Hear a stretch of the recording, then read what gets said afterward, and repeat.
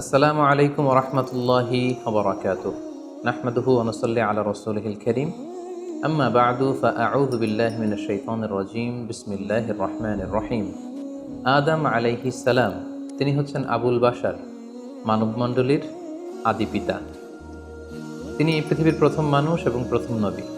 গোটা মানবমণ্ডলীর মধ্য থেকে আল্লাহ তাআলা আদম আলাইহিস সালামকে পৃথিবীর প্রথম মানুষ এবং প্রথম নবী হিসেবে বাছাই করেছেন। আর আমরা পৃথিবীতে যারা আছি আমরা সবাই হচ্ছি বানি আদম বা আদম আলাইহিস সালামের বংশধর। আল্লাহ তাআলা আদম আলাইহিস সালামকে সৃষ্টি করার অনেক আগে এই পৃথিবীতে প্রথমে জিন তৈরি করেছিলেন। আল্লাহ তাআলা ইরশাদ করছেন, ওয়াল জান্না খলাকনাহু মিন ক্বাবলু মিন নারিস সামুম।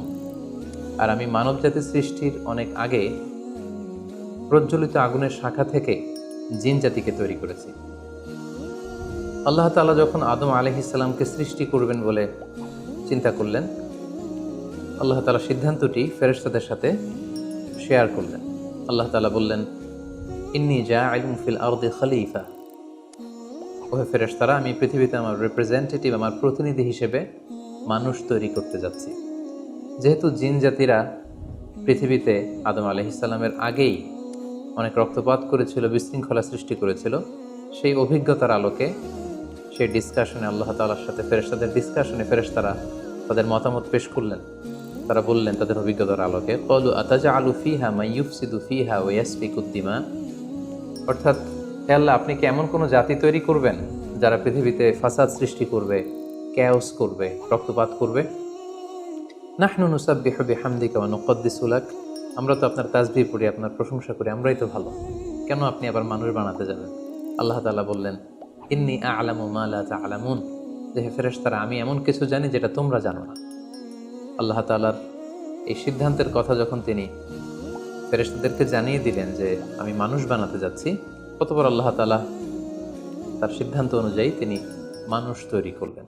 আদম আলাইহিস সালাম হচ্ছে এই পৃথিবীর সর্বপ্রথম মানব। তিনি আদম আলাইহিস সালামকে মাটি থেকে তৈরি করেছেন। এই ভূপৃষ্ঠের যত জায়গায় যত ধরনের মাটি আছে, সব মাটিগুলোকে সেখান থেকে কিছু কিছু অংশ নিয়ে আল্লাহ তাআলা আদম আলাইহিস সালামকে তৈরি করলেন। আল্লাহ তাআলা ইরশাদ করছেন, ইন্নী খালিকুম বাশারাম মিন তিন। নিশ্চয় আমি মানবজাতিকে মাটি থেকে তৈরি করেছি। এজন্য বলা হয়ে থাকে মাটির মানুষ, বা আদম হচ্ছে মাটির তৈরি। বেসিকলি আমরা সবাই আমাদের মা এবং বাবা থেকে তৈরি হয়েছি, তাদের স্পার্ম থেকে, ওভাম থেকে। যেহেতু মানুষের এই বীর্য বা স্পার্মটি আমাদের খাবার দাবারের একটা শক্তি রস বা নির্যাস, এবং আমাদের খাবার দাবার ফলমূল এগুলো আসে বেসিকলি মাটি থেকে, সেই দিকে ইঙ্গিত করে আমাদেরকে বলা হয় যে আমরাও হচ্ছি মাটির তৈরি। আদম আলাইহিস সালামকে আল্লাহ তাআলা সরাসরি মাটি থেকে তৈরি করলেন, এবং এই সৃষ্টি প্রক্রিয়ার তিনটি ধাপ ছিল। প্রথমত আল্লাহ তাআলা মাটিগুলোকে এঁটেল মাটিতে রূপ দিলেন, যেটাকে কোরআন বলেছে তিনুন লাজিম। তারপর সেই এঁটেল মাটিতে আল্লাহ তাআলা বৃষ্টি বর্ষণ করলেন, ফলে সেটা হয়ে গেল হামাইম মাসনুন, মানে কাদামাটি। এরপর কাদামাটির সে দলা দিয়ে আল্লাহ তাআলা সেখানে হিট দিলেন, প্রচণ্ড তাপ দিলেন। তাপ দিয়ে সেই মাটির দলাটিকে তিনি বানালেন সলসলিন কাল ফখর, ঠনঠনে পোড়া মাটি। এবং সেই ঠনঠনে পোড়া মাটির যে কাঠামো, আল্লাহ তাআলা আদম আলাইহিস সালামের স্ট্রাকচার দিলেন, কাঠামো দিলেন, এবং সেই কাঠামোর ভেতরে আল্লাহ তাআলা রূহের ফুৎকার দিলেন। আল্লাহ বললেন, ফাইদা সাওয়াইতুহু ওয়া নাফাখতু ফীহি মির রূহি। যখন আমি আদমকে তৈরি করলাম, তখন then I breathed into him my spirit. আমি তার ভেতরে আমার রূহের ফুৎকার দিলাম। ফলে আদম আলাইহিস সালাম জীবিত মানুষ হিসেবে সর্বপ্রথম আবির্ভূত হল। আমরা যদি সহিহ বুখারীর দিকে তাকাই, তাহলে দেখব যে সহিহ বুখারীতে সাইয়েদনা আদম আলাইহিস সালামকে যখন আল্লাহ তাআলা তার আকৃতি দিয়েছেন, অবয়ব দিয়েছিলেন, তার হাইট কত ছিল, কত লম্বা তিনি ছিলেন, সে ব্যাপারে সহিহ বুখারীতে এসেছে, ওয়াকানা তুলহু সিত্তুনা যিরাআন। 60 বিঘত তিনি লম্বা ছিলেন। আমাদের হাতের এই কনুই থেকে আঙ্গুল পর্যন্ত এই জায়গাটিকে বলা হয় 1 বিঘত। সেই হিসেবে তিনি ছিলেন 60 বিঘত লম্বা, 60 কিউবিট। এবং সহিহ মুসলিমের একটি বর্ণনা থেকে আমরা জানতে পারি, জুমার দিন আল্লাহ তাআলা আদম আলাইহিস সালামকে তৈরি করেছিলেন। ইয়াউমুল জুমআতি ফীহি খুলিকা আদম। জুমার দিনে আল্লাহ তাআলা আদম আলাইহিস সালামের সৃষ্টি প্রক্রিয়া এটাকে তিনি সম্পন্ন করেছেন। আদম আলাইহিস সালামকে তৈরি করার পরে আল্লাহ তাআলা ফেরেশতাদেরকে এবং আদম আলাইহিস সালামকে একসাথে করে একটি মক টেস্ট নিলেন। সেখানে আল্লাহ তাআলা তাদের সবাইকে কিছু শব্দের নাম শিক্ষা দিলেন। এবং আদম আলাইহিস সালামকে ফেরেশতাদের সামনে এনে ফেরেশতাদেরকে আল্লাহ তাআলা বললেন যে এগুলোর নাম যদি তোমরা আমাকে বলতে পারো তাহলে বলো। আল্লাহ তাআলা বললেন আম্বিউনি বিআসমাই হাউলাই ইন কুনতুম সাদিকিন। ফেরেশতাদেরকে প্রথমে প্রশ্ন করা হলো, বলো তো এগুলোর নাম কি? ফেরেশতারা উত্তর করতে পারলেন। অতঃপর আদম আলাইহিস সালামকে লক্ষ্য করে আল্লাহ যখন বললেন ইয়া আদম আম্বিহুম বিআসমাইহিম, হে আদম তুমি এই জিনিসগুলোর নাম সবাইকে শুনিয়ে দাও। ফালাম্মা আম্বাআহুম বিআসমাইহিম, আদম আলাইহিস সালাম যখন একটার পর একটা সবগুলো জিনিসের নামকরণ করে ফেলতে পারলেন, সবগুলো জিনিসের নাম বলতে পারলেন, ক্বালা আলাম আকুল লাকুম ইন্নী আ'লামু গায়বাস সামাওয়াতি ওয়াল আরদ, আল্লাহ তাআলা ফেরেশতাদেরকে বললেন আমি কি তোমাদেরকে বলিনি যে আমি আকাশ জমিনের গায়েবের সমস্ত বিষয়ের ধারক এবং বাহক, সব বিষয়ের জ্ঞান আমার কাছে আছে। সো আদমকে আমি এমন কিছু স্পেশাল ফিচার দিয়ে তৈরি করেছি যেগুলো অ্যাঞ্জেলদের মধ্যে ল্যাকিংস ছিল, ফলে ফেরেশতারা সেগুলো জানার পরেও সেগুলোর নাম আল্লাহ তাআলাকে রিপিট করে বলে শোনাতে পারেনি। কিন্তু আদম আলাইহিস সালাম সবগুলো জিনিসের নাম একটার পর একটা তিনি বলে ফেলতে পারলেন। এবং এ থেকে প্রমাণিত হয় যে আল্লাহ তাআলা এখানে ফেরেশতাদের অপারগতা এবং আদম আলাইহিস সালামের শ্রেষ্ঠত্বের প্রমাণ তিনি এখানে স্থাপন করলেন। অনেকে প্রশ্ন করে থাকে যে আল্লাহ তাআলা আদম আলাইহিস সালামকে স্পেশালি এই জিনিসগুলোর নাম শিক্ষা দিয়েছিলেন, ফলে আদম আলাইহিস সালাম বলতে পেরেছেন, কিন্তু ফেরেশতাদেরকে তো এই জিনিসগুলোর নাম শিক্ষা দেওয়া হয়নি। সো তারা কি করে বলবে? কোরআনের কোথাও এটা সুস্পষ্ট বলা হয়নি যে আল্লাহ তাআলা যখন এই জিনিসগুলোর নাম শিক্ষা দিচ্ছিলেন তখন আলাদা করে আদম আলাইহিস সালামকে শিক্ষা দিচ্ছিলেন। বরং এমনও হতে পারে যে শেখানোর প্রক্রিয়াটি যখন চলছিল তখন ফেরেশতা এবং আদম তারা সকলেই উপস্থিত ছিল, কিন্তু আদম আলাইহিস সালামকে আল্লাহ তাআলা এমন কিছু মানবিক বৈশিষ্ট্য স্পেশাল ফিচার দিয়ে তৈরি করেছেন যার ফলে তিনি এগুলোর উত্তর করতে পেরেছিলেন। কিন্তু ফেরেশতাদের মধ্যে বিষয়গুলো না থাকার কারণে ফেরেশতারা সেগুলোর উত্তর করতে পারেনি। ফেরেশতাদের সামনে আদম আলাইহিস সালামের শ্রেষ্ঠত্বের প্রমাণ হওয়ার পরে আল্লাহ তাআলা সকল ফেরেশতাদেরকে আদেশ করলেন যে তোমরা আদম আলাইহিস সালামকে একটা সম্মানসূচক সেজদা দাও, যেটাকে অনারারি প্রস্ট্রেশন বলে। আল্লাহ তাআলা বললেন উসজুদু লি আদম ফাসাজাদু ইল্লা ইবলিস আবা ওয়াস্তাকবারা ওয়া কানা মিনাল কাফিরিন। আল্লাহ তাআলা আদেশ দেওয়ার সাথে সাথেই সকল ফেরেশতারা সেজদা দিল। আসলে এই সেজদাটা কেমন ছিল আমরা জানি না। আমরা সাধারণত রুকু করলে we just bow down our head just little bit, আমরা আমাদের মাথা একটু নিচু করি।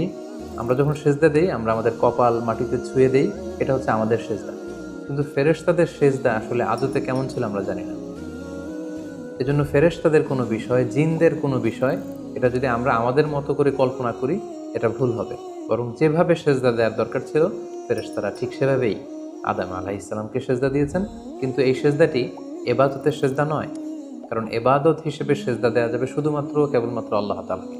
এই সেজদাটি ছিল সম্মানসূচক সেজদা, অনারারি প্রস্ট্রেশন। ফাসাজাদু ইল্লা ইবলিস, আল্লাহ তাআলা আদেশ দেওয়ার সাথে সাথে সকল ফেরেশতারা সেজদা দিল ইবলিস ছাড়া।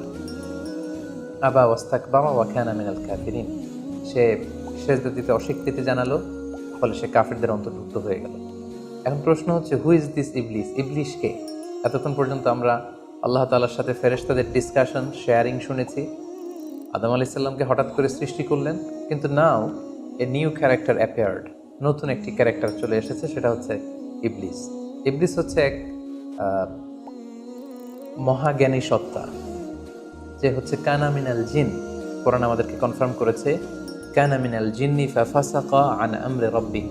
ইবলিস বা শয়তান বেসিক্যালি জিন জাতির অন্তর্গত। আমরা আমাদের আদম আলাইহিস সালামের আলোচনার শুরুতেই বলেছি যে আল্লাহ তাআলা মানব সৃষ্টির আগে এই পৃথিবীতে জিন তৈরি করেছিলেন। ইবলিস হচ্ছে সেই জিনের অন্তর্গত। সে ইবাদতে এত বেশি পরিশ্রমী ছিল, সে বেশি বেশি ইবাদত করতে করতে আল্লাহ তাআলার প্রিয় সত্তায়, প্রিয় ভাজনে পরিণত হয়েছে। ফলে আল্লাহ তাআলা তার স্ট্যাটাসকে অনেক হাই করে দিয়েছেন এবং ফেরেশতাদের সাথে থাকবার সুযোগ করে দিয়েছিলেন। তাকে আল্লাহ তাআলা এতটাই সম্মান দিয়েছিলেন, সে চাইলেই আল্লাহ তাআলার সাথে সরাসরি কথা বলতে পারত। কিন্তু আল্লাহ তাআলা যখন আদম আলাইহিস সালামকে সেজদা দেওয়ার আদেশ করলেন, সবাই সেজদা দিল ইবলিস ছাড়া।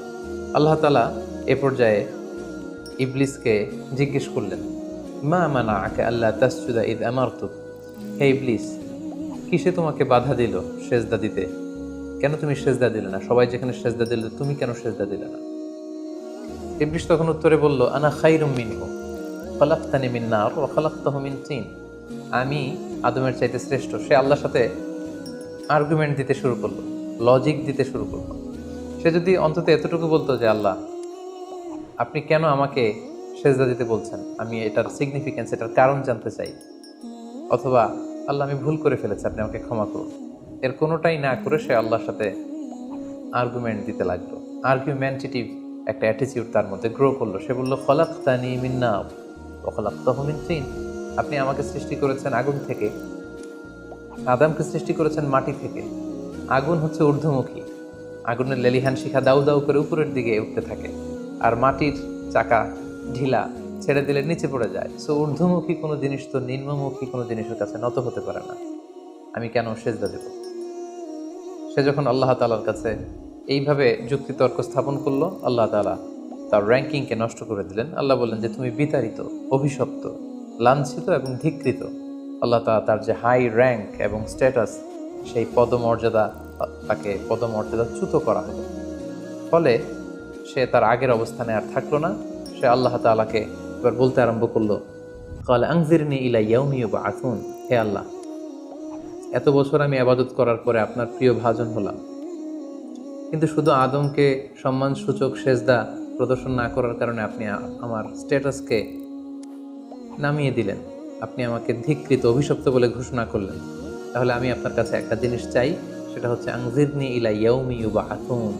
আপনি আমাকে কিয়ামত পর্যন্ত হায়াত দিন, যাতে আমি কিয়ামত পর্যন্ত বেঁচে থাকতে পারি। এবং সে শুধু আল্লাহর সাথে আর্গুমেন্ট দিয়েই ক্ষান্ত হয়নি, সে এ পর্যায়ে আল্লাহ তাআলাকে চ্যালেঞ্জ ছুড়ে দিল। বেসিকলি, যদিও ইবলিস এত এত ইবাদত করে আল্লাহ তাআলার প্রিয় হয়েছিল, ফেরেশতাদের পর্যায়ে চলে গিয়েছিল, আল্লাহ তাআলা তার সাথে ডিরেক্টলি কথা বলতো, কিন্তু ইবলিসের ভেতরে একটা সুপ্ত অহমিকা বোধ ছিল। আল্লাহ তাআলা চেয়েছেন এই ইনসিডেন্টের মধ্য দিয়ে সেই সুপ্ত অহমিকা বোধটা প্রকাশ করে দিতে। ইবলিস ভাবতো যে কেউ আমাকে ছাড়িয়ে যেতে পারবে না, আমি সবার চাইতে শ্রেষ্ঠ।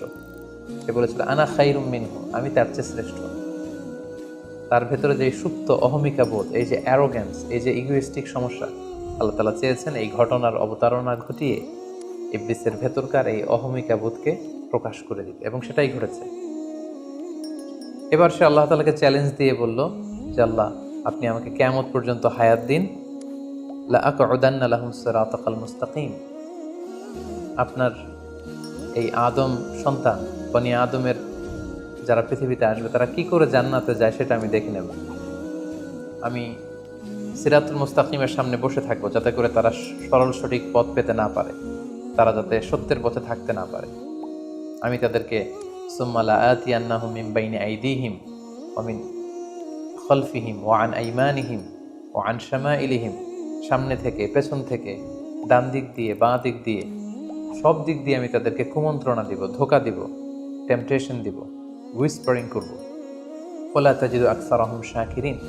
আপনি তাদেরকে শুকরগুজার, কৃতজ্ঞ বান্দাদের অন্তর্ভুক্ত পাবেন না। আল্লাহ তাআলা বললেন, লামান তাবিআকা মিনহুম লাআমলাআন্না জাহান্নামা মিনকুম আজমাইন। তুমি আমাকে চ্যালেঞ্জ দিচ্ছ, ঠিক আছে, আমিও তোমার চ্যালেঞ্জ নিলাম, চ্যালেঞ্জ অ্যাকসেপ্টেড। তোমাকে এবং তোমাকে যারা ফলো করবে, ফলোয়ারদেরকে, তাদের সবাইকে দিয়ে আমি জাহান্নামকে পরিপূর্ণ করব। আল্লাহ তাআলা ইবলিসকে কিয়ামত পর্যন্ত হায়াত দিলেন, তার চ্যালেঞ্জ গ্রহণ করলেন, এবং ইবলিসও তার মিশন এবং ভিশন ফিক্স করে নিল যে যে আদমের কারণে আজকে আমি এতটা ধিক্কৃত, অভিশপ্ত, লাঞ্ছিত, সে আদমকে এবং সে আদমের সন্তানদেরকে, বনি আদমকে আমি জাহান্নামে ঢুকানোর আগ পর্যন্ত ক্ষান্ত হব না। এবং আল্লাহ রাসূল সাল্লাল্লাহু আলাইহি ওয়াসাল্লাম বললেন যে ইন্না শাইতানা ইয়াজরি মিনাল ইনসানি মাজরাদ দাম। মানুষের রক্ত প্রবাহের সাথে ইবলিস মিশে যেতে পারে, সেখানে যে সে কুমন্ত্রণা দিতে পারে। সেই ঘটনার পর থেকে আল্লাহ তাআলার সৃষ্টি, দুইটি শক্তিশালী সৃষ্টির মধ্যে তৈরি হয়ে গেল চিরশত্রুতা, চির বিদ্বেষ, চিরদ্বন্দ্ব, শয়তান আর বনি আদম। আদম আলাইহিস সালামকে যখন সেজদা করতে বলা হলো, সবাই সেজদা করলো, কিন্তু ইবলিস সেজদা করলো না। এই ঘটনার পর আদম আলাইহিস সালাম কেমন যেন একটু একাকিত্ব এবং অস্থিরতা ফিল করতে লাগলেন, লোনলিনেস, কারণ তার কোনো সাথী নেই, সঙ্গী নেই, প্রতিবেশী নেই, বন্ধু নেই, বান্ধব নেই, কেউ নেই। মানুষ হিসেবে তিনি কেবল একা, বড়ই একা। তার এই অস্থিরতা, তার এই একাকিত্ব, তার এই লোনলিনেসকে আল্লাহ তাআলা বুঝতে পেরে তার একজন সঙ্গিনী তৈরি করলেন। তিনি হচ্ছেন হাওয়া আলাইহিস সালাম, এই পৃথিবীর প্রথম মানবী। এবং আল্লাহ তাআলা বললেন, ওয়াজআলা মিনহা যাওজাহা লিয়াসকুনা ইলাইহা। আল্লাহ তাআলা তার থেকেই তার একজন সাথী, তার সঙ্গিনী তৈরি করলেন, যার সান্নিধ্যে যে স্থির হতে পারে, সে প্রশান্তি পেতে পারে। অন্যত্র আল্লাহ তাআলা বলছেন খালাকা মিনহা যাওজাহা ওয়া বাসসা মিনহুমা রিজালান কাসীরাও ওয়া নিসাআ। আল্লাহ তাআলা আদমের মধ্য থেকেই তার সাথীকে বা তার জোড়াকে অর্থাৎ হাওয়াকে তিনি তৈরি করলেন এবং এই আদম আর হাওয়া থেকে গোটা বিশ্বের সকল মানব মণ্ডলীকে তিনি তৈরি করেছেন। আদম আলাইহিস সালামের কোন জায়গা থেকে হাওয়া আলাইহিস সালামকে তৈরি করা হয়েছে? সহিহ বুখারীতে এসেছে খুলিকনা মিন তিলা, পাঁজরের হাড় থেকে।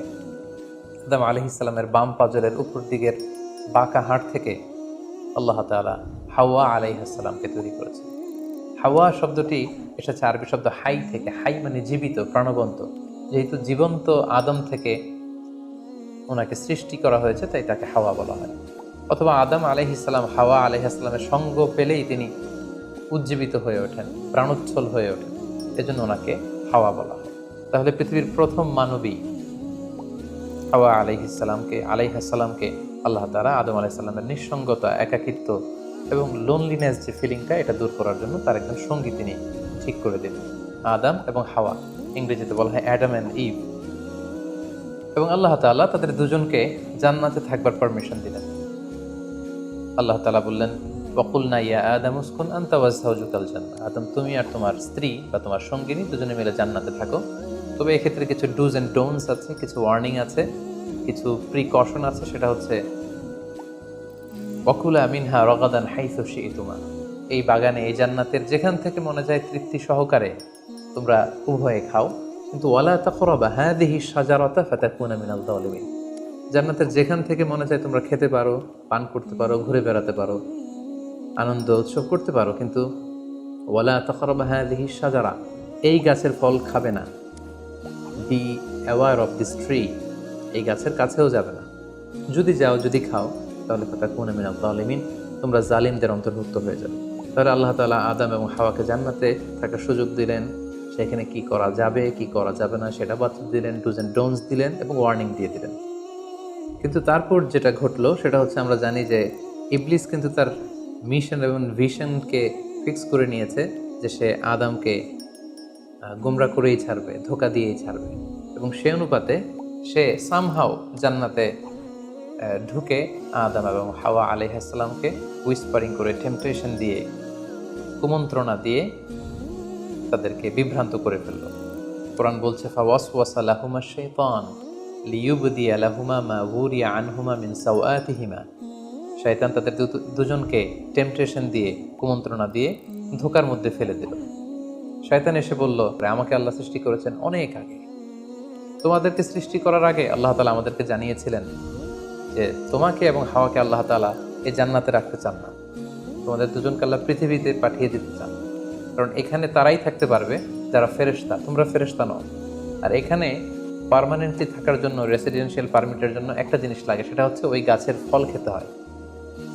যারা ওই গাছের ফল খেয়ে ফেলবে তারা এখানকার চিরকালীন বাসিন্দা হয়ে যাবে, তারা কখনো পৃথিবীতে যাওয়া লাগবে না।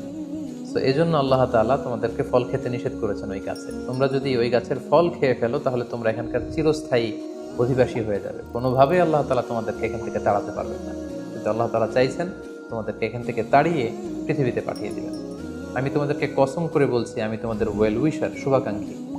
শয়তান বলল যে ওয়াকাসামাহুমা ইন্নী লাকুমা মিনান নাসিহিন, নিশ্চয়ই আমি তোমাদের জন্য শুভাকাঙ্ক্ষী, তোমরা আমার কথা শোনো। যদি এখানে আরামে দিনাতিপাত করতে চাও তাহলে তোমরা এই ফল খাও, ফলে তোমাদেরকে আর কোথাও যাওয়া লাগবে না।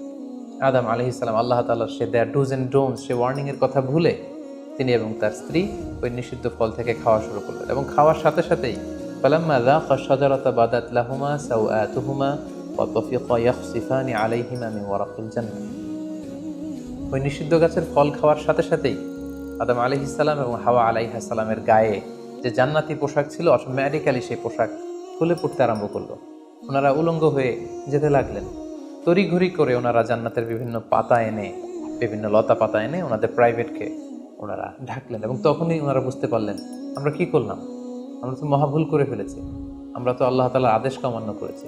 আল্লাহ তাআলার সাথে সাথে বললেন, আলাম আনহাকুমা আন তিলকুমা শাজারা, আদম এটা তোমরা কি করলে, আমি তো এটা কখনো এক্সপেক্ট করিনি, আমি কি তোমাদেরকে নিষেধ করিনি এই গাছের ফল খেতে? এবং আমি কি তোমাদেরকে বলে দেইনি যে ইন্না শাইতানা লাকুম আদুউম মুবিন, শয়তান তোমাদের সুস্পষ্ট চিরশত্রু? কেন তোমরা এই কাজটা করলে? আদম আলাইহিস সালাম এবং হাওয়া আলাইহিস সালাম ওনারা লজ্জিত হলেন, ওনাদের কাজের জন্য ওনারা লজ্জিত হলেন। আল্লাহ তাআলা বলছেন, ওয়ালাকাদ আহিদনা ইলা আদামা মিন ক্বাবলু ফানাসিয়া ওয়া লাম নাজিদ লাহু আজমা। আমি আদমকে ওসিয়ত করেছিলাম যে এই কাজটি তুমি করো না, কিন্তু আদম আলাইহিস সালাম ভুলে গিয়েছেন। আল্লাহ তাআলার আদেশ পালনে আল্লাহ বলছেন, আমি আদমকে দৃঢ় প্রত্যয়ী পাইনি। ফলে আদম আলাইহিস সালাম এবং হাওয়া আলাইহিস সালাম ওনারা নিজেদের ভুল বুঝতে পারলেন এবং অনুতপ্ত হলেন, লজ্জিত হলেন, আল্লাহ তাআলার কাছে ক্ষমা চাইতে লাগলেন। আল্লাহ তাআলা তাদেরকে ক্ষমার কিছু বাক্য শিখিয়ে দিলেন। ফাতালাক্কা আদামু মির রাব্বিহি কালিমাত, কিছু বাক্য শিখিয়ে দিলেন। সেই বাক্যগুলো কি ছিল? সেগুলো ছিল, রব্বানা যালামনা আনফুসানা ওয়া ইল্লাম তাগফির লানা ওয়া তারহামনা লানাকুনান্না মিনাল খাসিরিন। হে আল্লাহ, আমরা জুলুম করে ফেলেছি আমাদের নাফসের উপর, আমরা ভুল করেছি। আপনি যদি আমাদেরকে ক্ষমা না করেন, যদি রহম না করেন, আমরা তো ক্ষতিগ্রস্তদের অন্তর্ভুক্ত হয়ে যাব। আদম আলাইহিস সালাম এবং হাওয়া আলাইহিস সালাম উভয়ে অনুতপ্ত হলেন, লজ্জিত হলেন এবং চোখের পানি ছেড়ে এই দোয়াটি পড়ে পড়ে আল্লাহ তাআলার কাছে ক্ষমা চাইলেন এবং আল্লাহ তাআলা তাদের উভয়কে ক্ষমা করে দিলেন। এবার আল্লাহ তাআলা তাদের দুজনকে বললেন, যেহেতু তোমরা আমার আদেশকে মান্য করতে পারোনি, সেজন্য তোমাদেরকে পৃথিবীতে চলে যেতে হবে। ইহবিতু বা'দুকুম লিবা'দিন আদু, তোমাদেরকে পৃথিবীতে নামিয়ে দেয়া হলো। ওয়ালাকুম ফিল আরদি মুস্তাকাররু ওয়া মাতাউন ইলা হিন, এই পৃথিবী হবে তোমাদের আবাসস্থল। এই পৃথিবীতে অনেক জীবন উপকরণ তোমাদের জন্য থাকবে। ফিহা তাহিয়াউন ও ফিহা তামুতুন ওয়া মিনহা তুখরাজুন, you live there, you die there, and you will be resurrected from there. তোমরা পৃথিবীতে বসবাস করবে, পৃথিবীতেই তোমাদের মৃত্যু হবে এবং এই পৃথিবীর কবর থেকেই, মাটি থেকেই তোমাদেরকে আবার আমি পুনরুত্থান করব। And this is my decision. আদম আলাইহিস সালাম এবং হাওয়া আলাইহিস সালাম পৃথিবীর প্রথম মানব এবং মানবীকে জান্নাত থেকে আল্লাহ তাআলা পৃথিবীতে নামিয়ে দিলেন এবং আল্লাহ বললেন যে তোমাদেরকে নামিয়ে দিয়ে আমি ক্ষান্ত হচ্ছি না। ফাইম্মা ইয়াতিয়ান্নাকুম মিন্নি হুদান, আমার গাইডেন্স তোমাদের কাছে আসবে। ফামান তাবিআ হুদায়া ফালা ইয়াযিল্লু ওয়ালা ইয়াশকা, আমার দেয়া পথ নির্দেশিকা এবং গাইডেন্স যারা মেনে চলবে তারা কখনো পথভ্রান্ত হবে না, তারা কখনো গোমরা হবে না। অতঃপর আল্লাহ তাআলা তাদের দুজনকে পৃথিবীতে নামিয়ে দিলেন। আদম এবং হাওয়া কোথায় নামিয়ে দিলেন, এ ব্যাপারে ঐতিহাসিকদের মধ্যে মতভেদ পাওয়া যায়। কিছু কিছু ঐতিহাসিকগণ বলেন যে আদম আলাইহিস সালামকে মক্কা এবং তায়েফের মাঝখানে দাহনা নামক একটা জায়গা আল্লাহ নামিয়ে দিয়েছেন। কোনো কোনো বর্ণনা মতে পাওয়া যায় যে আদম আলাইহিস সালামকে আল্লাহ তাআলা ইন্ডিয়ান সাবকন্টিনেন্টে শ্রীলঙ্কার সিংহাল নামক একটা জায়গায় পাঠিয়েছেন এবং তারা সেখানে অ্যাডামস পিক নামে একটি পাহাড়ের কথা বলে থাকেন, যেখানে আদম আলাইহিস সালামের ফুটপ্রিন্ট বা পায়ের ছাপ সংরক্ষিত আছে বলে অনেক ঐতিহাসিকগণ মত প্রকাশ করেছে। হাওয়া আলাইহিস সালামকে সৌদি আরবের জেদ্দা নগরীতে আল্লাহ তাআলা নাজিল করেন বলে অনেক ঐতিহাসিকগণ মতামত দিয়েছেন। তাহলে তারা পৃথিবীর এক এক দিকে এক একজন, অনেক দিন পরে তারা দুজন সৌদি আরবের জাবালে রাহমা, যেখানে বিদায় হজের ভাষণ দিয়েছিল আল্লাহ রাসূল সাল্লাল্লাহু আলাইহি ওয়াসাল্লাম, ময়দানটাকে বলা হয় ময়দানুল আরাফাত, আরাফাতের ময়দানে ওনারা আবার রিইউনাইটেড হয়েছেন এই পৃথিবীর বুকে। সম্মানিত, শুধু এ পর্যায়ে আমরা জানবো how was the life of Adam and Eve on earth. এই পৃথিবীতে আদম আলাইহিস সালাম এবং হাওয়া আলাইহিস সালামের একেবারে পৃথিবীর শুরুর দিকের জীবন পরিক্রমাটা কেমন ছিল, হাউ ওয়াজ দেয়ার লাইফ, কীভাবে তারা তাদের জীবন অতিবাহিত করেছেন। আমরা জানি যে তাদের দুজনের মাধ্যমেই হিউম্যান হিস্ট্রি শুরু হয়েছিল, মানব ইতিহাস। তাদের জীবন পরিক্রমাটা কিছুটা ভিন্ন, আমাদের চাইতে ভিন্ন, যেহেতু তারাই পৃথিবীর প্রথম মানব এবং মানবী। তাদের কোনো প্রতিবেশী নেই, তাদের কোনো বন্ধু বান্ধব নেই, পৃথিবীতে আর কোনো মানুষ তাদের আশেপাশে ছিল না, শুধু তারাই। তো সেক্ষেত্রে এক আল্লাহ তাআলার ইবাদত ছাড়া তাদের মৌলিক যে কাজটা ছিল সেটা ছিল পপুলেশন, কাল্টিভেশন অ্যান্ড কনস্ট্রাকশন। কী করে জনসংখ্যা বৃদ্ধি করা যায় পৃথিবীতে, কী করে সন্তান লালন পালন করা যায়, কী করে চাষাবাদ করা যায়, কী করে ফার্মিং করা যায় এবং কী করে মানব সভ্যতার বিনির্মাণ করা যায়, এটাই ছিল পৃথিবীর প্রথম মানব এবং এই মানবীর প্রধানতম দায়িত্ব। যেহেতু ওনারা যদি নতুন প্রজন্ম তৈরি না করেন, ওনারা যদি চাষাবাদ না করেন, ওনারা যদি সভ্যতা বিনির্মাণ না করেন, তাহলে পৃথিবীতে মানব সভ্যতা টিকে থাকবে না। ফলে মৌলিক ইবাদতের পাশাপাশি এগুলোই ছিল ওনাদের কাজ। আল্লাহ তাআলা সব শিখিয়ে দিলেন কিভাবে গাছ রোপণ করতে হয়, কিভাবে চাষাবাদ করতে হয়, কিভাবে ছাগল গরু এগুলো লালন পালন করতে হয় এবং সেখান থেকে কিভাবে দুধ দহন করে নিজেদের খাবারের যোগান দিতে হয়। বেসিক্যালি আদম আলাইহিস সালামের কাছে যে সহিফাগুলো নাজিল হয়েছিল সেখানে শরীয়তের মূলনীতির চাইতে কিভাবে পৃথিবী আবাদ করতে হবে এই বিষয়গুলোই বেশি স্থান পেয়েছিল। এক্ষেত্রে সবচেয়ে মজার ব্যাপার হচ্ছে আদম আলাইহিস সালামের এই জীবন পরিক্রমার সবচেয়ে গুরুত্বপূর্ণ একটি মজার বিষয় হচ্ছে যে কিছুদিন পরেই তাদের কুলকে আলোকিত করে, তাদের সংসারকে আলোকিত করে নতুন প্রজন্ম আসতে শুরু করলো। এবং আদম আলাইহিস সালাম এবং হাওয়া আলাইহিস সালামের মাধ্যমে যে সন্তানরা পৃথিবীতে আসতো তারা ছিল অলওয়েজ টুইন বেবি বা যমজ সন্তান হিসেবে আসতো। সর্বপ্রথম আল্লাহ তাআলা তাদেরকে একটি সন্তান, একটি ছেলে সন্তান এবং একটি মেয়ে সন্তান দিয়ে ধন্য করলেন এবং তারা তাদের নাম রাখলেন। ছেলেটির নাম রাখলেন কাবিল, মেয়েটির নাম রাখলেন আকলিমা। এবং তারপরের বছর আবারও হাওয়া আলাইহিস সালাম গর্ভবতী হয়ে সন্তান জন্ম দিলেন।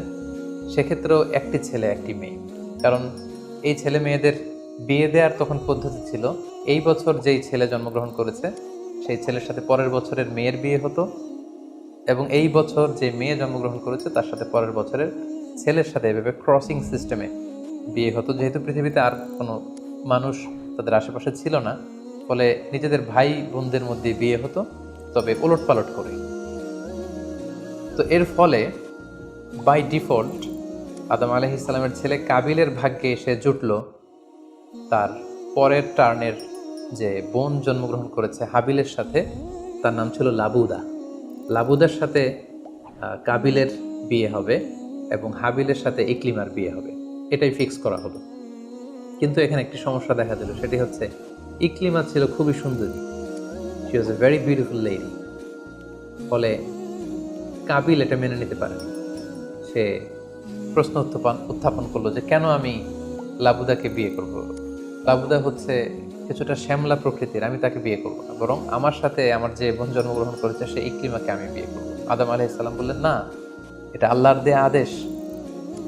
তোমার সাথে তোমার যে যমজ বোন জন্মগ্রহণ করেছে তাকে তুমি বিয়ে করতে পারবে না, বরং তোমার পরে হাবিল এবং লাবুদা যে জন্মগ্রহণ করেছে সে লাবুদা হবে তোমার স্ত্রী, এবং তোমার সাথে তোমার যে বোন আকলিমা জন্মগ্রহণ করেছে সে আকলিমা হবে হাবিলের স্ত্রী। কিন্তু কাবিল এটা সহজে মেনে নিতে পারেনি, ফলে সে এখানে প্রশ্ন উত্থাপন করলো এবং সে বলল যে আমি আকলিমাকে বিয়ে করতে চাই। দেখা দিল এক মহা সমস্যা।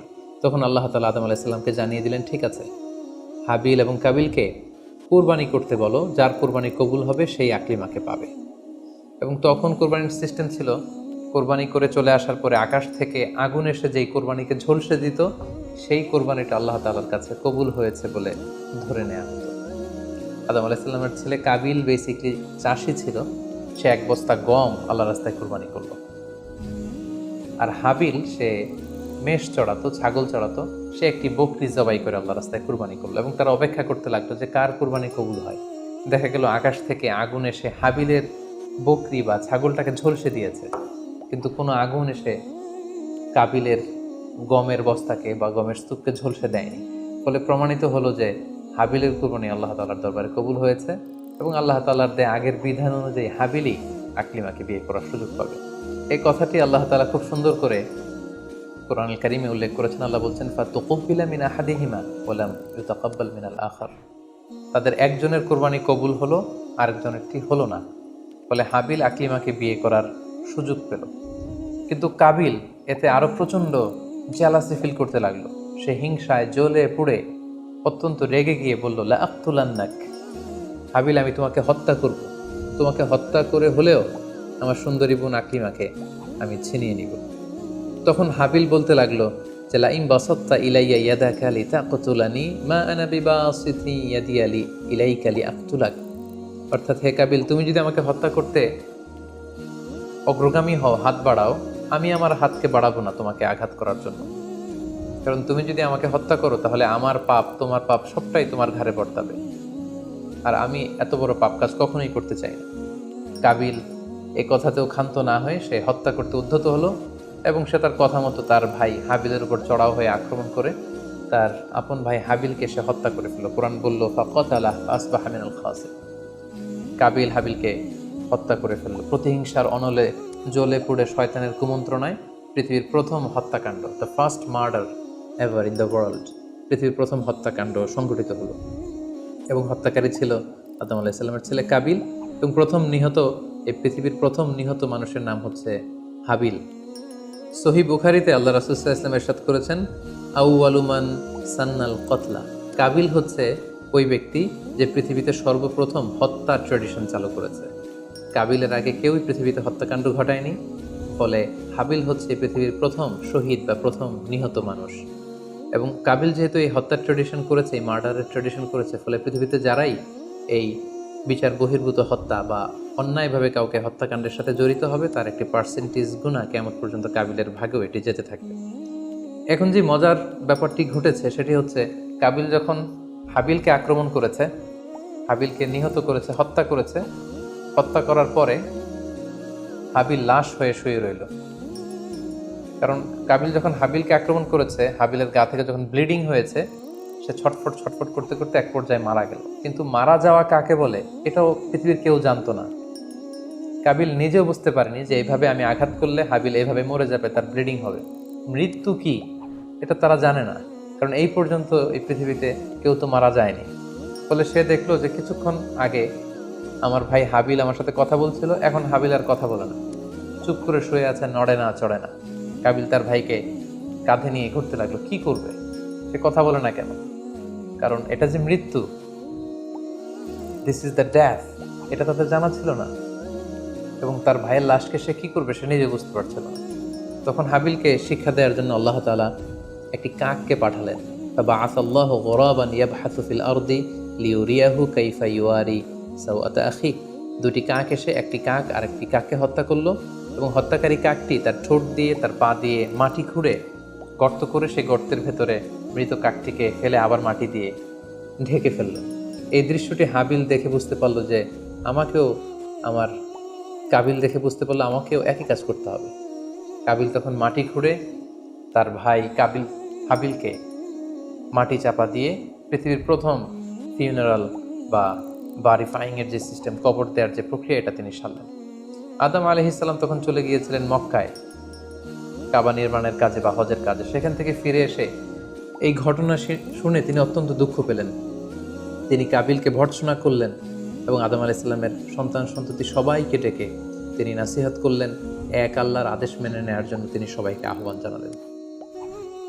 হাবিলের পরবর্তীতে আল্লাহ তাআলা এওয়াদান আন হাবিলের পরিবর্তে তিনি শীস আলাইহিস সালামকে আদম আলাইহিস সালামের ছেলে হিসেবে পৃথিবীতে দান করলেন। হাওয়া আলাইহিস সালামের কোল জুড়ে পৃথিবীতে আসলো শীস, এবং তার সাথে তার টুইন বোন হাজুরা পৃথিবীতে আসলো। এবং আদম আলাইহিস সালামের পরে শীস আলাইহিস সালামকে আল্লাহ তাআলা নবী হিসেবে সিলেক্ট করলেন। এবং সহিহ ইবনে হিব্বানের একটি বর্ণনা এসেছে, যদি বর্ণনাটি দুর্বল, যে শীস আলাইহিস সালামের কাছে আল্লাহ তাআলা 50টি সহিফা নাজিল করেছিলেন। দেখতে দেখতে আদম আলাইহিস সালাম তার জীবনের 1000 বছর পূর্ণ করলেন। তিনি বয়োবৃদ্ধ হয়ে আসলেন এবং তার এই নবুয়তির দায়িত্ব আল্লাহ তাআলা শীস আলাইহিস সালামের কাঁধে দেওয়ার পরে আদম আলাইহিস সালামের পৃথিবী থেকে বিদায় নিলেন। কোথায় তাকে কবর দেওয়া হয়েছে? ঐতিহাসিকদের মধ্যে একাধিক মত পাওয়া যায়। কোনো কোনো বর্ণনা মতে ওনাকে মক্কাতে কবরস্থ করা হয়েছে, কোনো কোনো ঐতিহাসিক বর্ণনা মতে ওনাকে বাইতুল মাকদাসে কবরস্থ করা হয়েছে। আর ঠিক এভাবেই পৃথিবীর প্রথম মানব এবং প্রথম নবী আদম আলাইহিস সালাম এই পৃথিবী থেকে বিদায় নিয়ে পরপারে পাড়ি জমালেন। সম্মানিত শুধু আদম আলাইহিস সালামের এই জীবনী থেকে আমাদের জন্য কি শিক্ষা? কেন আল্লাহ তাআলা কালামুল্লাহ মাজিদে কুরআনুল কারীমে নবীদের ঘটনাগুলো বর্ণনা করেছেন? কেন আদম আলাইহিস সালামের ঘটনা আমাদেরকে শুনিয়েছেন? নিশ্চয়ই এর পেছনে কারণ রয়েছে। সেটি হচ্ছে আমরা যাতে করে এই জীবনী থেকে আমাদের প্রাত্যহিক জীবনের জন্য শিক্ষা, লেসন, এগুলো যাতে গ্রহণ করতে পারি। আদম আলাইহিস সালামের এই বর্ণাঢ্য জীবনী থেকে, সংগ্রামী জীবনী থেকে আমরা কি শিখতে পারি, কি কি লেসন আমাদের জন্য রয়েছে, এ পর্যায়ে আদম আলাইহিস সালামের জীবনী থেকে শিক্ষাগুলো আমরা আলোচনা করব।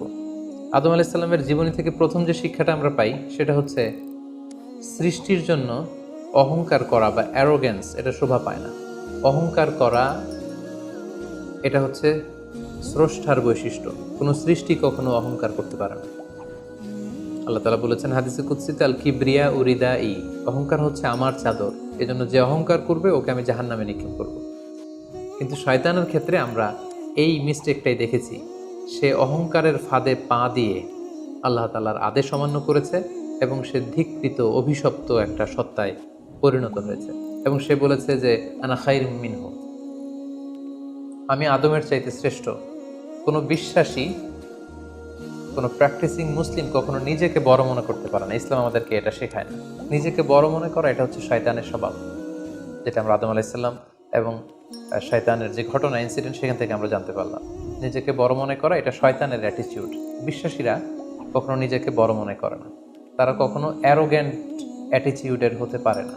কারণ আল্লাহ রাসূল সাল্লাল্লাহু আলাইহি ওয়াসাল্লাম আমাদেরকে শিখিয়েছেন, আল্লাহুম্মা জাআল ফি আইনি সাগীরা ওয়া ফি আ'ইউনিন নাসি কাবীরা। হে আল্লাহ, আপনি আমার চোখে আমাকে ছোট বানান, মানুষের চোখে আপনি আমাকে বড় বানান। আপনি নিজেকে কখনো বড় বলে উপস্থাপন করতে পারবেন না। আপনি বড় এটা আপনার মুখে বলা শোভা পায় না, বরং আপনি বড় কিনা ছোট এটা মানুষ প্রমাণ করবে, সেটা মানুষ ডিসাইড করবে। এজন্য আল্লাহ রাসূল সাল্লাল্লাহু আলাইহি ওয়াসাল্লাম বলতেন, হে আল্লাহ, আমার চোখে আপনি আমাকে ছোট বানান, মানুষের চোখে আপনি আমাকে বড় বানান। তাহলে আদম আলাইহিস সালাম এবং ইবলিসের এই ঘটনা থেকে আমরা প্রথম যে শিক্ষাটা পাই সেটা হচ্ছে আমরা যেন কখনো আমাদের অন্তরে অহমিকা বোধ লালন না করি, আমরা যেন এই ইগোইস্টিক সমস্যাতে না ভুগি, আমরা কখনো যেন অহংকারী না হই, বরং আমরা যেন বিনয়ী হতে পারি। বিনয়ী বান্দাদেরকে আল্লাহ তাআলা পছন্দ করেন। নিজেকে বড় মনে করা এটা হচ্ছে শয়তানের স্বভাব, এবং সে নিজেকে বড় মনে করেই চির অভিশপ্ত হিসেবে চিহ্নিত হয়েছে। আদম আলাইহিস সালামের ঘটনা থেকে আরও একটি শিক্ষা আমরা যেটি পাই সেটি হচ্ছে শয়তানের প্রথম মিশন ছিল মানুষের দেহ থেকে পোশাক খুলে ফেলা। আমি আবারও বলছি, মানুষের দেহ থেকে পোশাক খুলে ফেলা, নগ্নতা বা অশ্লীলতা, এটা হচ্ছে শয়তানের প্রধান হাতিয়ার। আমরা এই ঘটনা থেকে জেনেছি যে আদম আলাইহিস সালাম এবং হাওয়া আলাইহিস সালাম তারা যখন ওই নিষিদ্ধ গাছ থেকে ভক্ষণ করলেন, তারা যখন নিষিদ্ধ ফলটি খেয়ে ফেলেন, সাথে সাথে জান্নাতের পোশাক তাদের দেহ থেকে খুলে পড়ে গিয়েছে। এবং কেন আদম আলাইহিস সালাম এবং হাওয়া আলাইহিস সালামকে শয়তান ওয়াসওয়াসা দিয়েছিল? সূরা আরাফে আল্লাহ বলছেন, লিউরিয়াহুমা সাওআতিহিমা, যাতে করে তাদের প্রাইভেট, তাদের লজ্জাস্থান প্রকাশিত হয়ে পড়ে। তাহলে আমরা এই ঘটনা থেকে আরও যে শিক্ষাটি পাই সেটি হচ্ছে নগ্নতা এবং অশ্লীলতা হচ্ছে শয়তানের প্রধান হাতিয়ার। বর্তমানে আমরা সেটাই দেখতে পাচ্ছি যে শয়তান আমাদের পোশাককে খাটো করতে চাচ্ছে। দিনকে দিন আমাদের পোশাকের ধরন এমন হতে যাচ্ছে, বিশেষ করে আমাদের বোনদের বা নারীদের পোশাকের দিকে যদি আমরা তাকাই, এটা ছোট হতে হতে এমন একটা পর্যায়ে চলে যাচ্ছে, এর মাধ্যমে কিন্তু এই নিউডিটি বা নগ্নতা এবং অশ্লীলতার ছড়াছড়ি আমাদের সমাজে খুব বেড়ে গিয়েছে। এবং এটা ছিল শয়তানের প্রধান হাতিয়ার। আমাদের আদি পিতা এবং আদি মাতাকে এই নগ্নতা এবং অশ্লীলতার মাধ্যমেই, তাদের দেহ থেকে পোশাক খোলার মাধ্যমে কিন্তু শয়তান প্রথম তার শত্রুতা প্রকাশ করতে পেরেছিল। এবং কারা আসলে আমাদের শত্রু, কে আমার শত্রু, কে আমার বন্ধু, এটা আমাদেরকে জানতে হবে। আল্লাহ তাআলা খুব সুস্পষ্টভাবে কোরআনে বলেছেন যে ইন্নাহু লাকুম আদুউম মুবিন, তোমরা শয়তানের পদাঙ্ক অনুসরণ করো না, কারণ শয়তান হচ্ছে তোমাদের সুস্পষ্ট শত্রু। সো কে আমার বন্ধু, কে আমার শত্রু, এ ব্যাপারে যেন আমরা সুস্পষ্ট একটি ধারণা পেতে পারি, এই জন্য কোরআন আমাদেরকে জানিয়েছে শয়তান হচ্ছে আমাদের প্রকাশ্য শত্রু।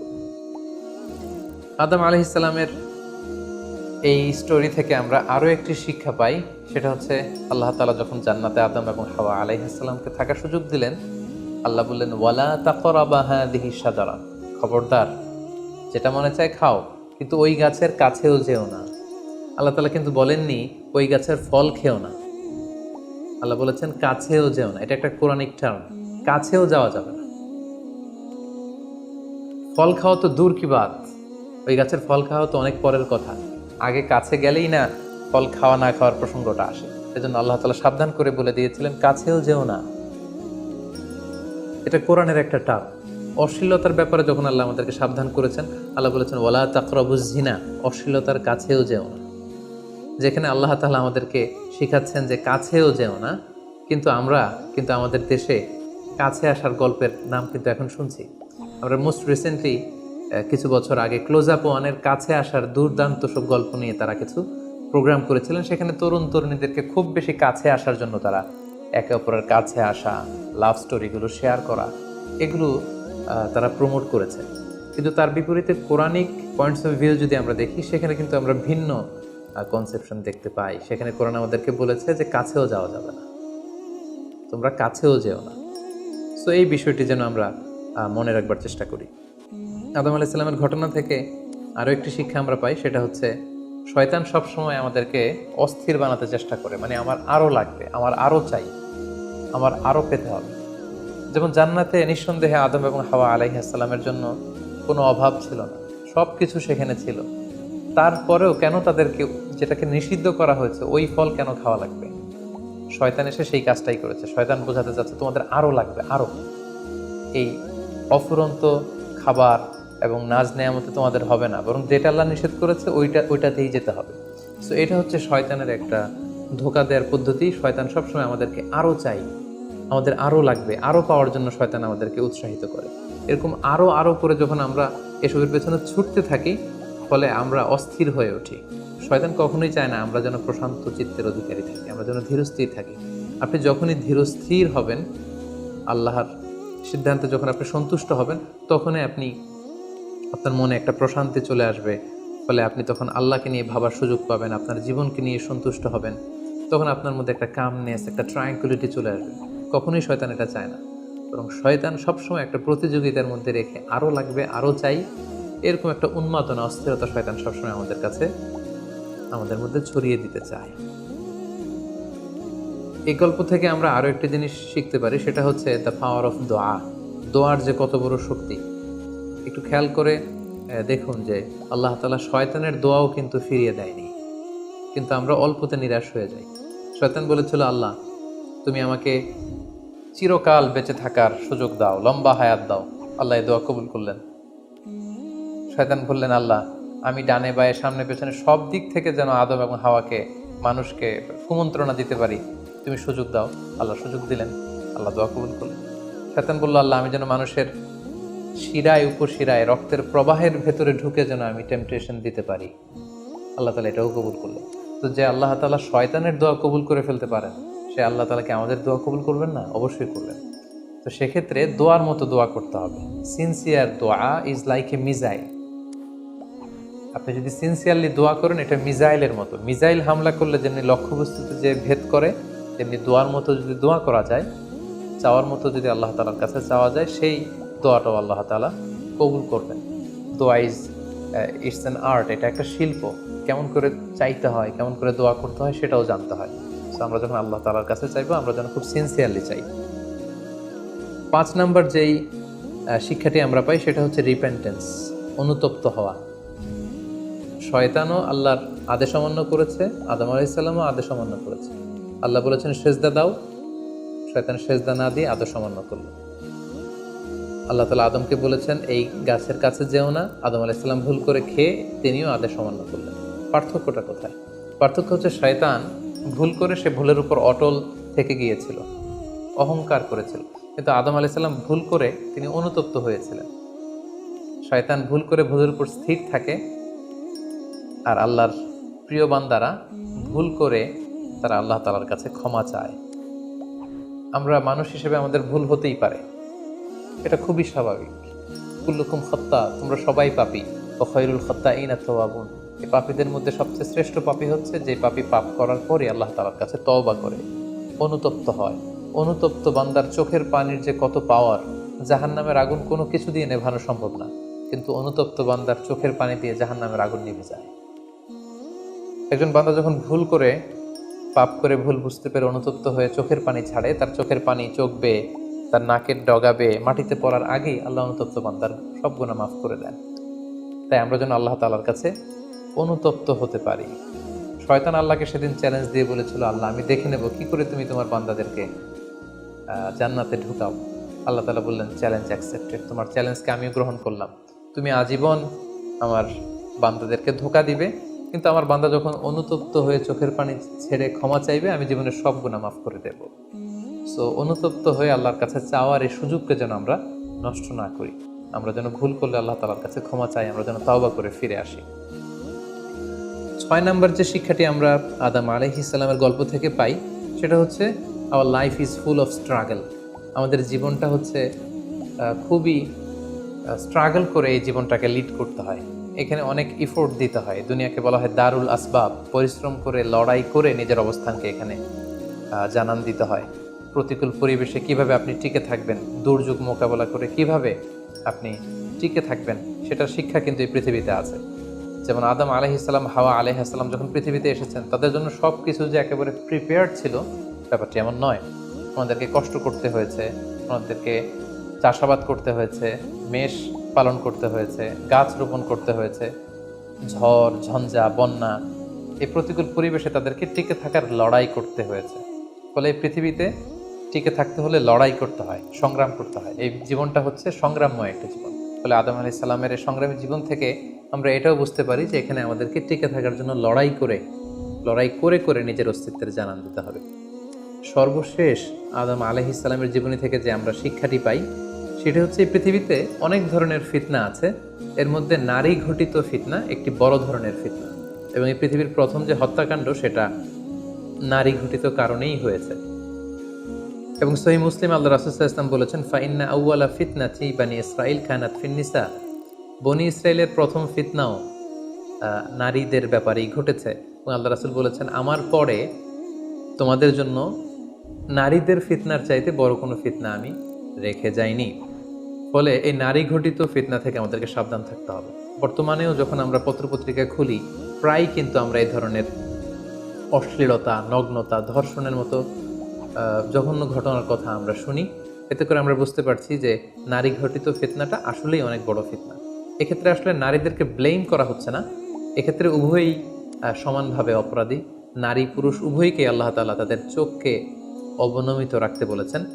এই হাদিস দ্বারা এটা প্রমাণ হয় না যে নারীদেরকে ব্লেম করা হচ্ছে, বরং ঘটনাটা যেহেতু নারী কেন্দ্রিক, সেহেতু নারী ঘটিত ফিতনার কারণে পৃথিবীতে প্রথম হত্যাকাণ্ড ঘটেছে। এবং এখনও এ জাতীয় ঘটনার কারণে অনেক ধরনের ফাসাদ, ফিতনা সমাজে ছড়িয়ে পড়ছে। সো আমাদেরকে আদম আলাইহিস সালামের জীবনী থেকে আরও একটি শিক্ষা হচ্ছে, এই নারী ঘটিত ফিতনা থেকে বেঁচে থাকার জন্য নারী পুরুষ উভয়কেই তাদের নজর বা দৃষ্টির লাগাম টেনে ধরতে হবে। দৃষ্টিকে যদি আমরা নিয়ন্ত্রণ করতে না শিখি, তাহলে ফিতনা কমানো সম্ভব না। আল্লাহ রাসূল সাল্লাল্লাহু আলাইহি ওয়াসাল্লাম বলেছেন, আন-নাযার সাহমুন মিন সিহামি ইবলিস। দৃষ্টি হচ্ছে শয়তানের বিষ মাখানো তীরবানের মধ্যে থেকে একটি তীর। এই বিষ মাখানো তীর দিয়ে শয়তান নারী পুরুষকে কাবু করে অশ্লীলতার পথের দিকে নিয়ে যায়। সম্মানিত শুধু এই ছিল আদম আলাইহিস সালামের সংগ্রামী জীবন কাহিনী এবং ওনার জীবনী থেকে আমাদের জন্য কিছু লেসন বা শিক্ষা। আল্লাহ তাআলা আমাদের সবাইকে নবীদের রেখে যাওয়া পথ এবং মতে, তাদের অনুসৃত পথে আমাদেরকে পরিচালিত করুক। আসসালামু আলাইকুম ওয়া রাহমাতুল্লাহি ওয়া বারাকাতুহু।